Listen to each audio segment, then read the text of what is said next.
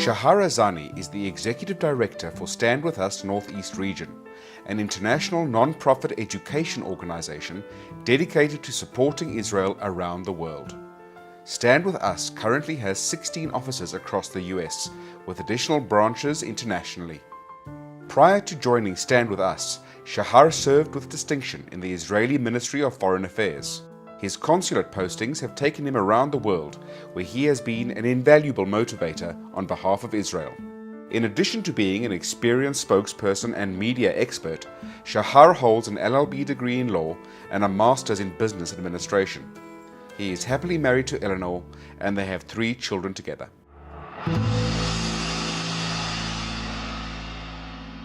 Thank you very much for this beautiful surprise. I'm done.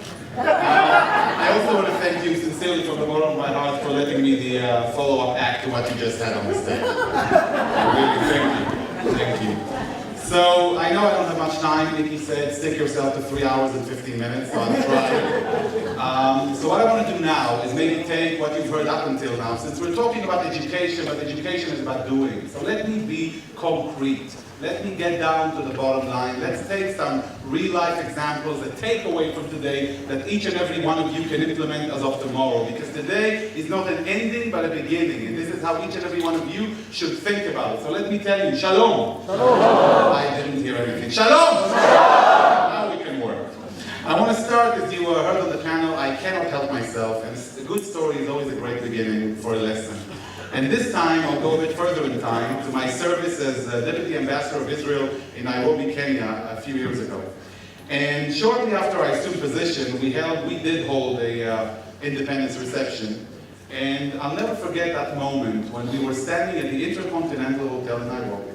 At night, it was around 8 p.m. And as we're welcoming the guests, we're not used to seeing too many elderly people who stay in Nairobi, or especially stay and come out at night. Then, you go out to the village, you rest, you deserve it.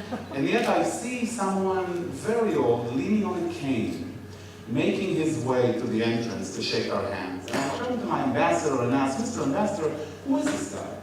Why is he here? He said, well, smiling, he said, ask him. And I did, my curiosity knows no limits. And he told me that he was one of the first people who traveled to Israel under Mashav, Israel Center for International Cooperation, back in the 60s, when Kenya got its independence, and ever since he got the training in Israel and came back home, he wanted to make it a point of coming to say thank you whenever he could. This is a tremendous lesson, not only in the value of gratitude in our personal lives, what we in Judaism call hakarat hatov, to appreciate what we have, but also an incredibly efficient demonstration of a strategic diplomacy.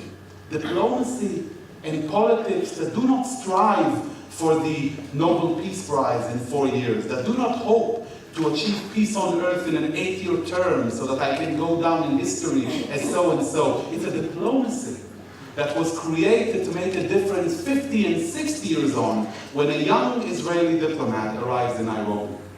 Golda Meir, Israel's legendary prime minister, with her vision at the end of the 50s to reach out to what she described as the newly decolonized nations of Africa, to build a bridge of friendship between one young nation and another based on shared values and Jewish tradition. What Golda did at the time, she did not do to get a prize in Stockholm. But what she did impacted each and every day of my work for Israel in Nairobi. Africa and the work that we did has forever left an imprint on my heart.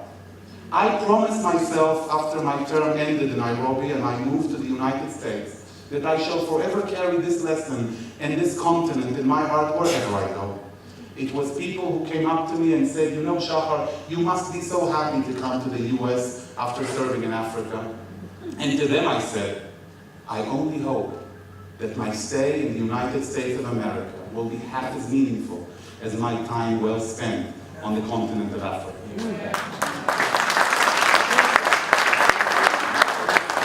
When Golda Meir established Mashav, she decided to build bridge between peoples based on common needs and ideas. She created a platform for partnerships that I was able to implement during my service. Nairobi is not only a region for bilateral negotiations, but also a center, a multilateral diplomatic center of the United Nations. Now, I do admit that it does not deal with the most interesting issues of the UN. It's not the efficient, well-orchestrated New York Security Council that makes difference in all of our lives every day. It's not the venerable, philosophical, or people-loving Human Rights Council in Geneva. It is only the United Nations organs that deal with unimportant issues like environment, water, global heating and warming, human settlements, sewage. These are the minutiae that the United Nations deals with there. But it was there, not in front of the eyes of the media, that I, Shahar, could see how far and high Israel shines on global stage when it comes to making this world a better place.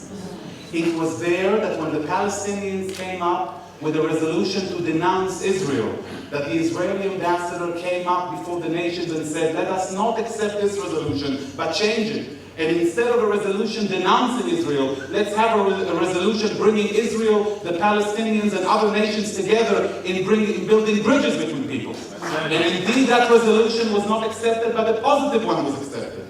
And money was invested to build bridges between heads of municipalities in the West Bank and Israel, to build bridges for peace, to make room for humanity. This is the kind of impact we were able to see hands-on. But when we speak about Israel's diplomatic isolation or situation or challenges, it is not only an international term, it's also a very personal experience. One of the treaties, one of the issues dealt by the UN is desertification, an issue we know so much about, both here and in Israel.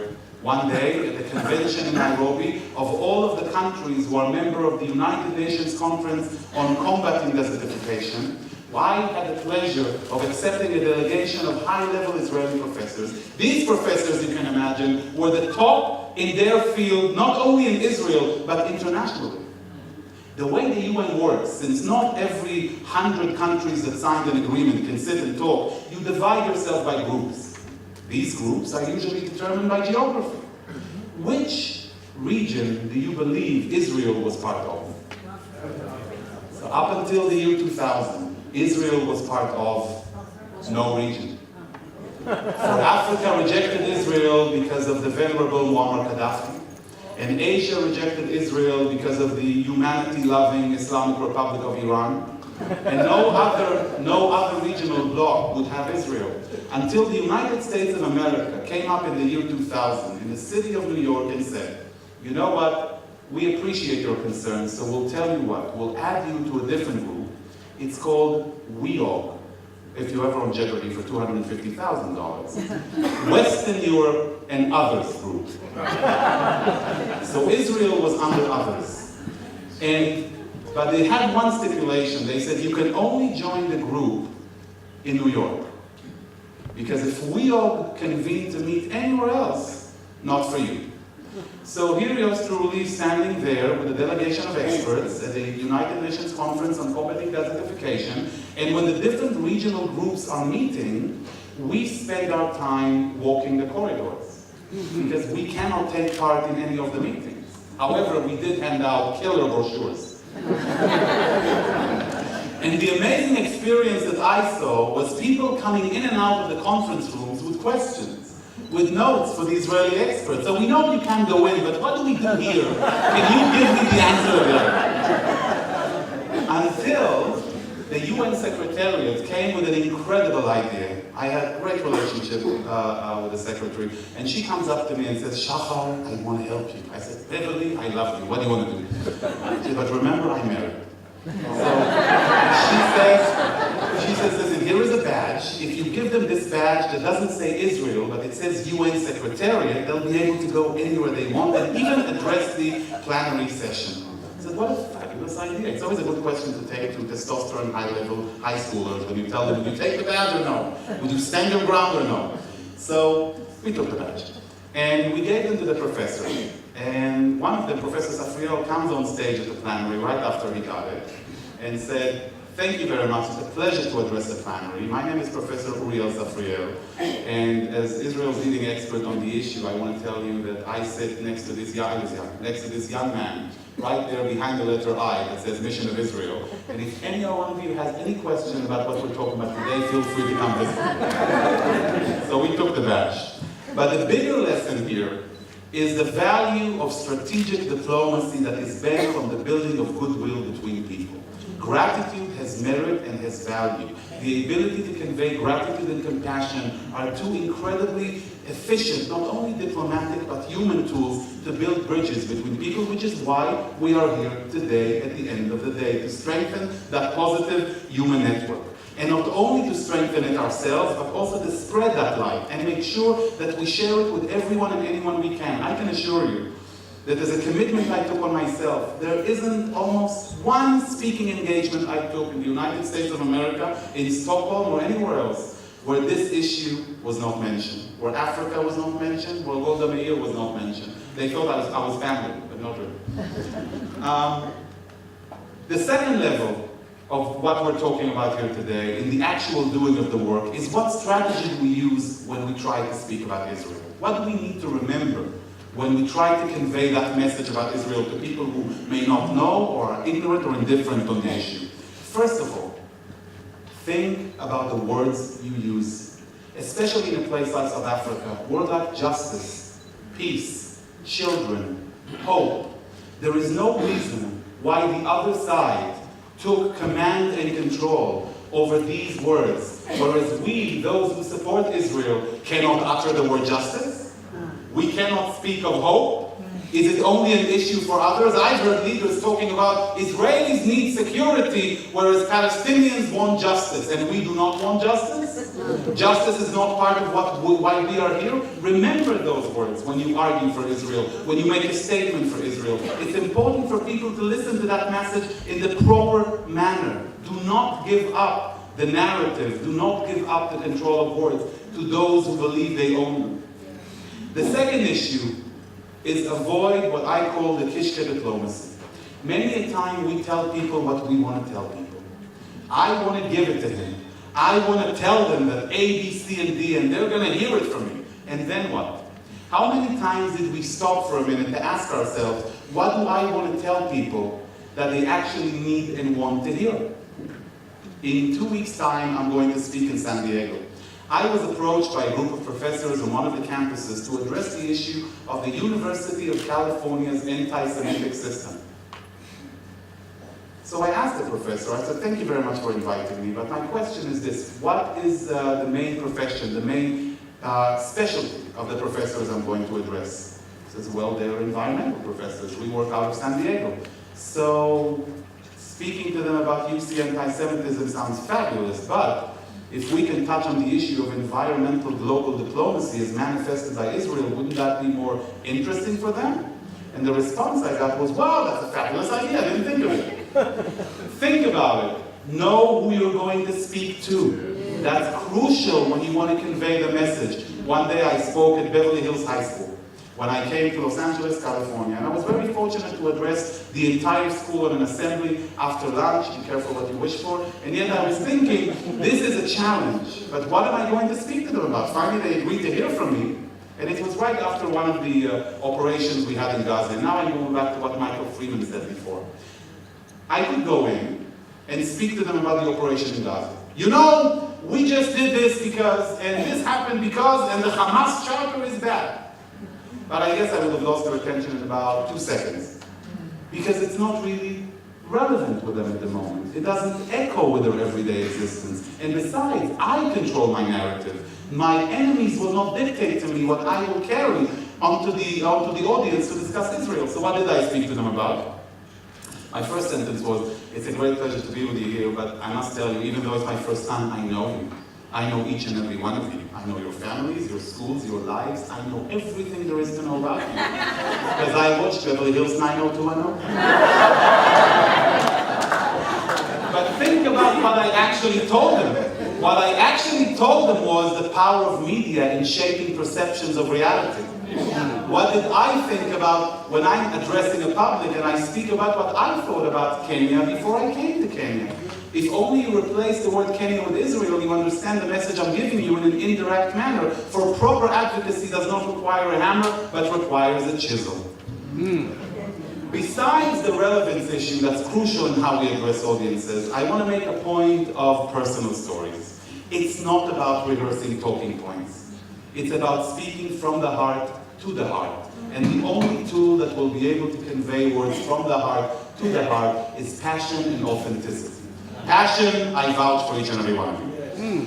Now comes the authenticity. What can you speak about that touched your life, that helped your family, that made a difference in your existence? If you were able to touch on these personal stories, you will have made an incredible contribution to the conversation, because people pick up on authenticity.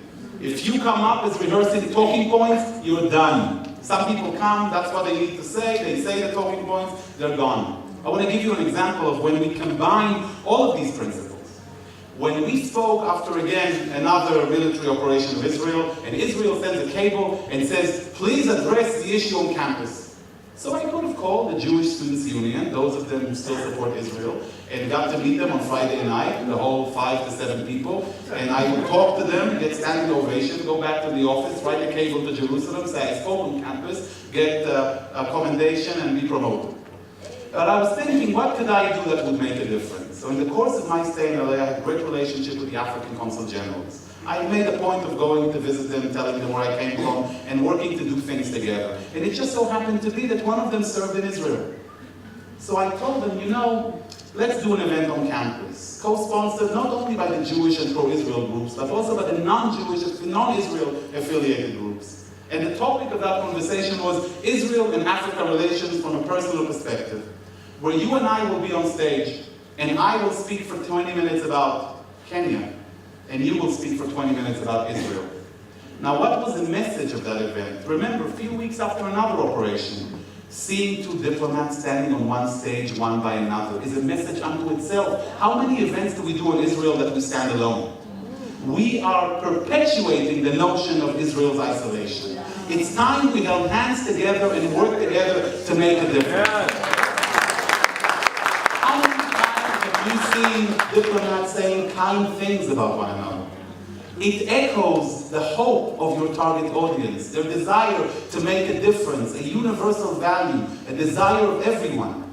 And that event, not only was it extremely successful, I barely recognized anybody in the audience, and the Q&A session, when it came at the end, make no mistake, people asked me. They asked me about the conflict, they asked me about what happened, but from that point, we already made our way to the heart. So now the mind is open to engaging. That's it. I want to say one more thing. I want to tell you, I know we don't have time, so I'll move in the direction of conclusion. My stay here, even though it's extremely short, has been very meaningful. It's not my first time in Joburg. It is, I haven't been to Cape Town, I'm just telling you, Mark, but I'm staying in general. But being here, especially in this week when we come from New York and we see in the US a lot of anti-Israel movement where the South African narrative is echoed so widely, when the issue of moral leadership, when the fact that the South African narrative has been owned by the anti-Israel movement, not pro-peace movement, the anti-Israel movement, it is time for South Africans to make a voice. It is time for South Africans, and I'm not asking only the government, for only from the people will it reach the government. And if we don't do it, we cannot expect it to reach the government. Because that voice is a voice of justice and moral. When I was walking in Vilakazi Street and when I was walking at Hector Peterson Lane and I saw the symbols used there, I connected immediately with the emotional argumentation carried everywhere against Israel. You have the power to refute it. You and none other. You are the true ambassadors of Israel who can take this message and dismantle it. And I have seen Olga Meshua do it. And I have seen her going on campuses and on TV and deconstructing the argument to the core until they had to run away. So help us make them run away. And take this conference to be the first of many actions you do from here until the next conference, where you will dedicate an hour to showcase the most successful stories that came out after this conference as a result of this conference that made the difference in South African life, society, economy, and politics in building bridges for Israel and with Israel for the betterment of all. Thank you very much.